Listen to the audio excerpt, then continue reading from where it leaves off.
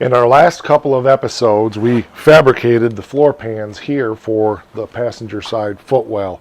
In today's episode, we're going to move forward in removing the old rusty floor pan and preparing everything to install the new hand fabricated parts.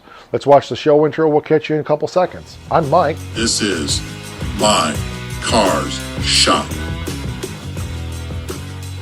You can see the pieces we have here. We're going to pull these out and get the process going here of moving forward to get these installed. I don't know if we'll get that much done today, but as always, it's about spending a day here with me in the shop, working on whatever it is I'm working on and moving forward on the next phase and the next little bite.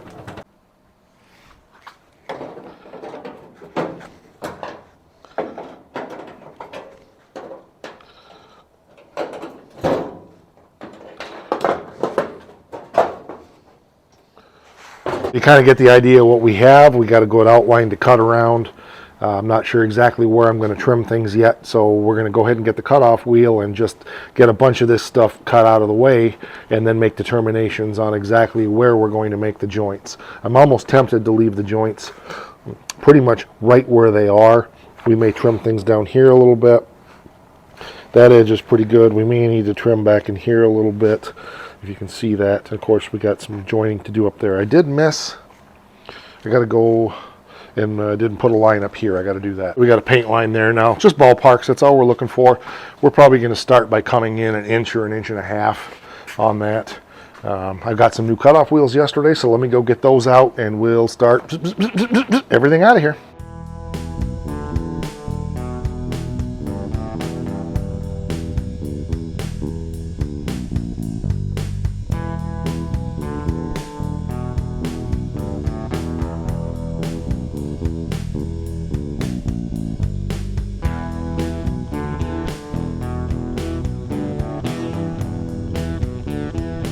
Cut out as much as we can around.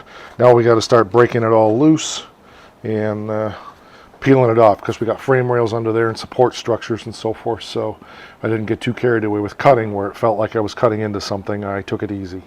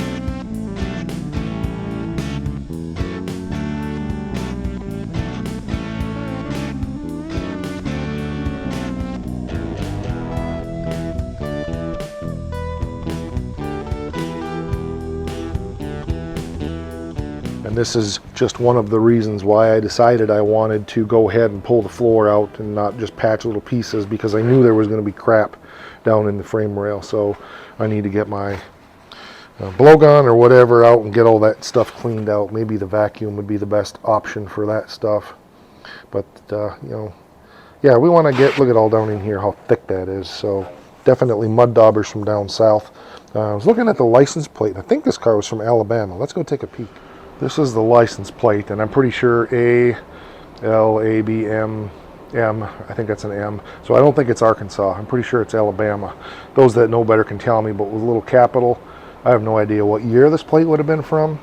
Looks like maybe 76 was a tab there. So this car's been in Michigan for a long time, but this plate was still on the car, so obviously it was never plated in Michigan. Or maybe it was, and somebody just threw this on there, and maybe the car's not from Alabama at all. I don't know, because the title I have is Michigan.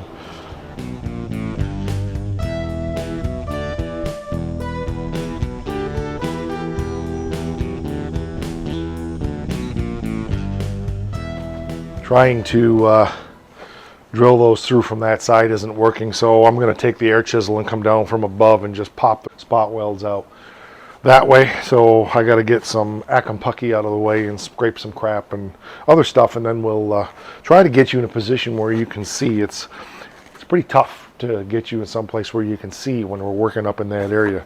Once we're moving back in here, it's a lot easier. So thanks for your patience as I'm trying to find decent camera angles, but it is one of the challenges when you're always doing this by yourself. I don't have a camera person to really be able to work around and get in. So thanks, I appreciate your understanding. So that's where we're at. I did cut through that little brace down there by accident when I cut the floor, but I was trying to find a good place to film for you guys, but there's just no place. It's just an absolutely miserable place to get at. Made extra difficult because of my support bar here, so I kind of did it to myself, but I still feel like with this car hanging on this rotisserie by its far ends all this time, even though we have those subframe connectors in right there on both sides, I still feel like it was a wise decision to go ahead and put those bars in on both sides. So probably an overkill, but you know. So anyway, I got to go back in there some more and just keep chipping away, but I'm getting close. There we go. You can see I cut that, so I'll have to weld that back together again. It's obviously not a job for right now. So now I need to determine how I want to go ahead and install this floor, which means we got some trimming to do on the floor itself. I think this maybe needs to come over here. I got some rust there. I have plenty of material, so I might as well bring this over another, I don't know, like that, maybe another 1.5 inches, something like that. Okay, there we go now. I think we're good. So now we can take that top piece of floor pan and start trimming it to fit down in there. That'll be good. Pretty close. A little bit more trimming to do over on this edge, but it's not bad. I could almost hammer form that into place, but I think I want to just trim that corner up just a little bit because it's this way a little much and it's riding on that edge. So we'll take a 1/2 inch off this end or so, and that should put us in pretty good shape. But yeah, it's fitting nice. I'm pretty pleased with the way that's fitting in there at this point. So very good. Fitting good. Really happy with that. We'll be able to hammer form that edge in.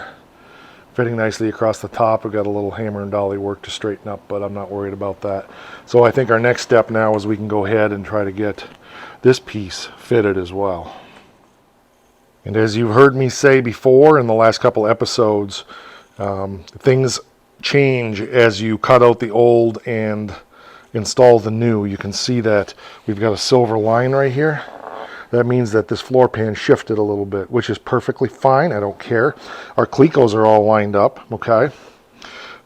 So everything is lined up. Those bolt holes are lined up. I didn't bother putting them back in. But now that we've dropped that down in there, this is shuffled around a little bit. So one tip that I'll say is, you remember I had a cleco here? I did not re-drill that bottom hole. I'm just going to put an X on that and not use it again, and I re-drilled a brand new one over here. And the reason for that is there can be confusion about, well, which hole does it go in underneath? I'm not sure, and that can, so it just, rather than mess with it, we'll just put an X on it, and we'll know we're not using that one anymore. We have not fit and trimmed these two floor pans together yet, so you know, we're going to leave that for now. I think I'm going to put one more cleco in over here on this side of the frame rail, and then I'll have a pretty good idea where all of it goes. I don't know if we're going to join these two together and then put it in, or if we're going to put them in individually. I'm leaning towards putting them in individually, and I think what makes the most sense is to put this one in first and then that one. And we got a whole job of work to do yet underneath all of that before we can even get to that point, but I'm just telling you my thinking right now. So I think the next step is we're going to go ahead and pull this out. I'm going to shoot this with some black. We're going to get the frame cleaned up. We'll try to get maybe some of this firewall cleaned up as well, and get ready for this to be installed.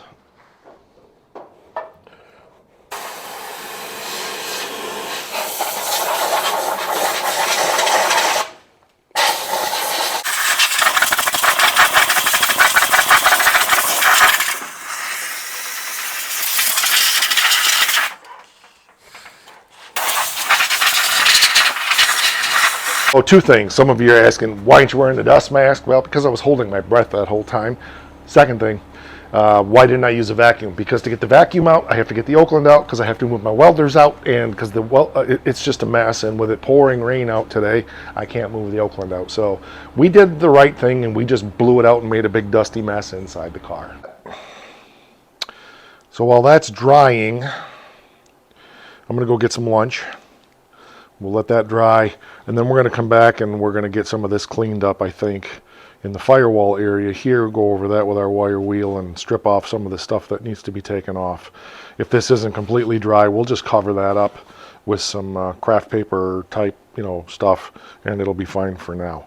And the floorboard is over there drying right now also, so good to go.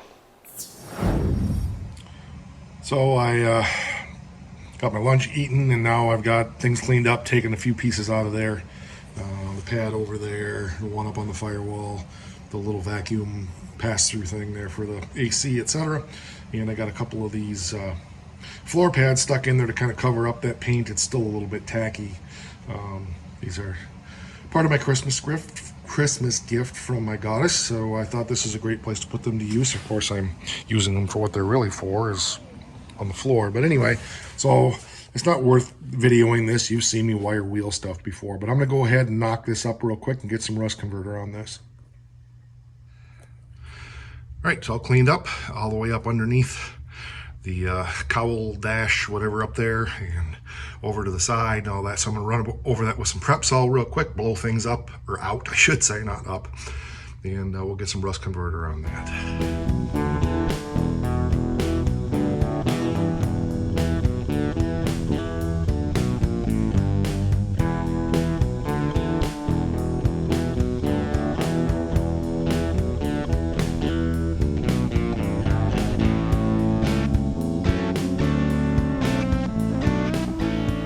There we go. All rust converted, just got to dry. I flooded the heck out of it. So it's got lots of runs. I don't care. Who's going to see it, right? It's up under the dash, firewall, all that stuff. But I wanted a good heavy coat of that because what it does is it seals in that rust, and it's a chemical reaction type of thing that converts that to a paintable surface. So I like the stuff. I don't use it under, obviously, exterior paint. I have other products for that. But for stuff like this, it does a good job. I'd say that's a piece of progress right there. Looking good. That'll do ya. Not bad. So this is only in rust converter. I don't have any primer. I don't have any paint. I need to paint underneath. All that's on the frame right now is rust converter. And I don't have any. And I don't have any way to get to town. I'm stranded home without a car today, which is why I'm able to do this today. So, blessings and cursings in the same thing. But it's all good. It's fine. It's all done now. We just got to finish it up. Wow. That is some great progress as far as I'm concerned. It's looking good. It's all rough fit now and ready to probably in the next session. Well, the next session we'll see. Maybe between sessions I'll get some more stuff done. So a couple things. I don't have any more primer, and I don't have any more paint. So that's about as far as I can go today. I don't have any wheels. We're down a couple vehicles right now due to accidents, and everybody's fine, nothing to worry about. One's broke down, and of course all the classic cars aren't on the road because it's winter. So we're kind of at a standstill, and I don't have wheels today because my employees needed one of the company cars that was the one Becky's been driving while hers is in the shop. So we're dead in the water there, but I got 2 episodes I have to edit, and I got a bunch of other stuff to do, and it's late in the afternoon already, so it's all good. So the next things coming then are we need to get the frame rail inside and everything down there in actual paint to help prevent rust. I want to get either primer or satin black paint on all of this. None of this is the final finish anyway. Probably just throw primer on it for now, because what's coming, of course, is going to be lizard skin. I think I'm going to put lizard skin on both sides of this, but we'll see. So it's looking good. I'm really pleased with that. So hey, thanks for coming along for the journey. Thanks for spending another day with me in the shop. It literally has been, a full day. A lot of stuff off camera, of course. Where earlier on I was sharing every minute of every detail of everything. I've shared enough of that stuff that you guys, if you haven't seen it, you can go back and find the stuff to see if you're like, how did you do that? Ask questions down below. If I don't answer it, somebody else on the channel will. I think some of you guys know these episodes better than I do.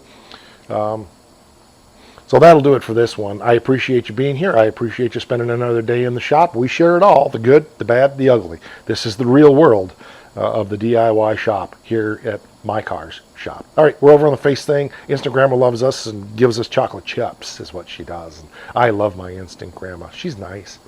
We're here on YouTube. Like, subscribe, share. Share the videos on social media, on any forums, discussion forums, anywhere online you're at. And of course, just tell people about it. That would be great too. The more the channel grows, the more we can do. Oh, I almost forgot to end it with the thing that's most important. Rock!